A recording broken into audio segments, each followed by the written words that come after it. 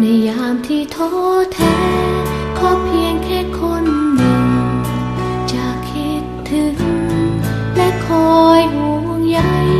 ในยามที่ชีวิตหมุนมองร้องไห้ขอเพียงมีใครปลอบใจสักคนในวันที่โล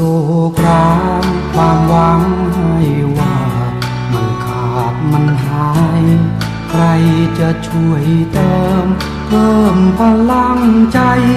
ให้ฉันได้เริ่มต่อสู้อีกครั้ง